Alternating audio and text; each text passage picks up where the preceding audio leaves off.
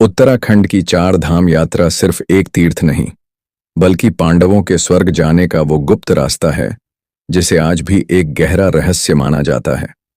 महाभारत की जीत के बाद भी पांडवों के चेहरे पर विजय की खुशी नहीं, बल्कि अपनों के वध का वो काला अंधेरा था जो उनकी रूह को खा रहा था। कुरुक्षेत्र की उस मिट्टी से और 100 भाइयों के खून की गंध अभी भी उनके वस्त्रों से आ रही थी। तभी महर्षि वेद व्यास ने एक ऐसी बात कही जिसने पांडवों के पैरों तले जमीन खिसका दी। उन्होंने कहा, तुमने युद्ध तो जीत लिया, पर इस ब्रह्महत्या के पाप के साथ तुम स्वर्ग के द्वार कभी नहीं देख पाओगे। अगर मोक्ष चाहिए तो खुद महादेव को ढूंढो, जो तुमसे रुष्ट होकर हिमालय के रहस्यों में छिप गए हैं। बस इतना सुनते ही पांडवों ने अपना राजपाट छोड़ा और निकल पड़े उस पहाड़ की ओर जहां से कोई वापस नहीं आता।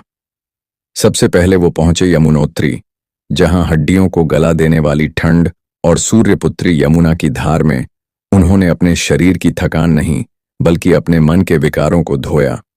फिर गंगोत्री की उन बर्फीली लहरों में खुद को तपाया ताकि वो महादेव के दर्शन के काबिल बन सके। लेकिन असली इम्तिहान अभी बाकी था। केदारनाथ की घाटियों में महादेव पांडवों को दर्शन नहीं देना चाहते थे।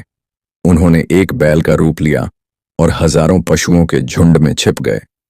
पर भीम ने अपना शरीर इतना विशाल कर लिया कि उनके 2 पैर 2 पहाड़ों पर टिक गए। जब एक बैल ने रास्ता बदलने की कोशिश की तो भीम समझ गए कि यही महादेव हैं। भीम ने बैल की पीठ का वो कूबड़ पकड़ लिया और पांडवों की इस जिद को देखकर महादेव साक्षात प्रकट हुए। आज भी केदारनाथ में उसी कूबड़ की पूजा होती है। इसके बाद बद्रीनाथ में नारायण का आशीर्वाद लेकर पांडव स्वर्गारोहिणी की उन सीढ़ियों पर चढ़े जो सीधे स्वर्ग जाती हैं। यहीं से शुरुआत हुई 4 धाम यात्रा की परंपरा की।